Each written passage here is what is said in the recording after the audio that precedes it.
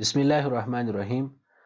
ګرانو زده کوونکو، د څېړنې د میتودولوژي په 14 څپرکي کې به موږ او تاسې د ډاټا، خصوصا احصایوي ډاټا چې موږ او تاسې ورته وایو، د هغه پر پروسس او همدارنګه پر ارایه باندې به بحث وکړو چې په کوم توګه موږ کولی شو هغه ښکاره کړو او کار ترې واخلو.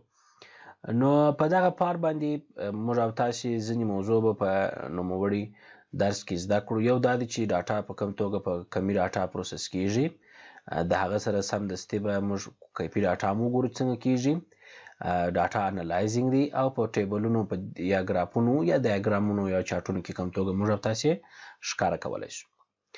ډاټا په کمي څېړنو کې معمولا چې کیږي، اول خو ایډیټینګ ورته شرط دی چې موږ یا په پوښتنپاڼه کې مثلا صورت ورکو، کوېسچنیر چې موږ او تاسې ورته وایو په هغه کې، او یا ضمناً د هغه ترڅنګ مثلا په نورو تخنیکونو باندې یا مثلا سکیجول په طریقه باندې کار شوی وي مخته یې بیایو.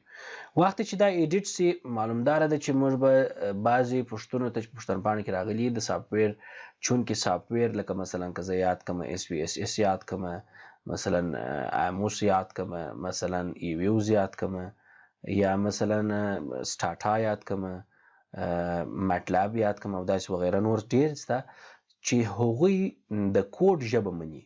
کله چې کوډ ورته وسي، دا کوډ بیا کوډ ته بیا موږ ویالیوګانې ورکوو، هغه ویالیوز بیا قابل د دې کېږي چې هغه تحلیل کړای سي او بالاخره کار ورباندې وسي. نو کوډینګ همیشه چې کله کاریږي، څو پروسیجره باید په کار واچول سي. یو دا دی چې تاسې باید کوډ بک ته انکشاف ورکړئ، جوړې کړئ، هغه باید یپلا ازمایښتي شکل سره ټیسټ کړي چې کار کوي که نه، ولې دا بیا مکملا په SPSS کې یو پراخ موږ د دې دپاره لړۍ سله او شروع کوو به چې دا ټول انالیسیس به په همهغه ځای کې تحلیلیږي. دا کوډینګ به ټوله ډاټا ته انتقالیږي، یعنې ټوله ډاټا په کوډ باندې رسول کیږي، وریفای کیږي، بالاخره انالایز ته به آماده کیږي. ټول معلومات چې په ډاټا کلیکشن کې وي دا خپله زموږ اساس لپاره ډاټا بللی سو، یا موږ تاسې په سمپل ژبه کې ورته وایي را ډاټا، خامه ډاټا یا خام معلومات. دا خام معلومات په دې معنا چې تر اوسه پورې دا مواد تحلیل کړای سوي نه دي. نو پروسیسینګ ډاټا بیا په دې معنا ده چې ډاټا چې شي کلین، یعنی ایډیټینګ مساوي کیږي، دا کلینینګ ډاټا چې کله آماده کیږي، یعنی هر څومره ایرر چې پکښې پروت وي هغه ایسته سي تر څو بالاخره شفافه او صافه ډاټا موږ او تاسو ته په لاس راکړی سي. همدارنګه موږ او تاسې چې راځو کوډینګ چې کله مثلا په کار اچول کیږي، د هغه لپاره موږ ځینې تخنیکونه دي چې کولی شو موږ او تاسې په کار واچو. مثلا دلته راځو موږ یې ګورو.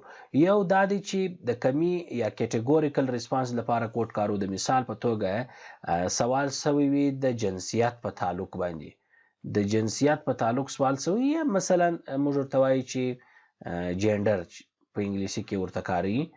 مثلا دوه کوډه کار کړي، یو مثلا فیمیل دی یعنی ښځینه، بل مثلا میل دی. مثلا فیمیل ته یو کوډ کاریږي او فیمیل ته دوم کوډ کاریږي. نو دا کوډ چې کله استعمال شو، دا د کوانټیټو لپاره بیا ویالیوز دی ته وایي، یعنی دا ویالیوز تعبیر سول، معنا سول په دې باندې په هغه مربوطه ویریبل لپاره.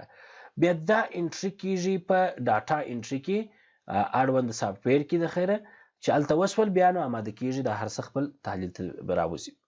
یو بیا مثلا ډسکریپټیو ریسپانسز دي، مثلا تشریحي شکل دی، یعنی سجسټیو ټایپ پوښتنې مثلا سوي وي، یا معمولا که موږ او تاسې راولاړ سو انټرویو وګورو په مرکه کې چې کله پوښتنې سوي وي، یا مثلا همدارنګه فوکس ګروپ صورت نیولی، په فوکس ګروپ کې مثلا کار ځینې اخلو. دا ډول حالتونو کې بیا موږ او تاسې د TCA په نامه یو تخنیک لرو چې هغه په کوالټیټیو کیفي څېړنو کې همیشه کاریږي، چې تیماتیک کانټینټ انالیسیس ورته وایي. تیماتیک کانټینټ انالیسیس ورته وایي. بعضې وخت یې شارټکټ څوک یوازې او یوازې په CA سره یادي، کانټینټ انالیسیس ورته کاروای سي. تیماتیک کانټینټ انالیسیس څخه هدف یو همدغه شی دی چې موږ او تاسې راولاړېږو، ټول متن را اخلو، په هغه کې دمز پیدا کوو. دغه دمز چې کله مشخص سو، د دې دمز معمولا کوډینګ په داسې شکل ورکو چې هغه طبقو ته تقسیموو، بعد له هغه نه چې طبقو ته تقسیم شو بیا یې فریکونسي یې راباسو. وخت چې فریکونسي مو راویستله موږ ته معلومیږي چې کم یو ډېر کم یو لږ کار شوی دی. د دې دپاره په همدغه ترتیب سره موږ راځو مثلا کوډ بک لکه ما تاسې ته وختي وویله مثلا سوال کړی چې جنسیت په تعلق دی مثلا میل فیمیل ایج دپاره مثلا د واده د حالت مدني حالت مثلا ګوري سنګل دی مختلف درجې دي دا کوډینګ ورته کار شوی دی چې موږ تاسې په SPSS کې د دې دپاره ډېر اډوانس تخنیک لرو ورته کارولی شو. د کوډ لپاره ما تاسې ته وویله چې پری ټیسټ یو ځل کېږي چې تر څو کومې غلطۍ پکښې اجرا نه سي په دا خاطر باندې دا کار صورت نیسي. مثلا ډاټا چې کوډ کېږي ما تاسې ته وویله په SPSS یې ښه نوی مثال دی چې موږ او تاسې یې کاروو چې په هغه کې 2 رقمه ویوزه موږ او تاسې ورته لرو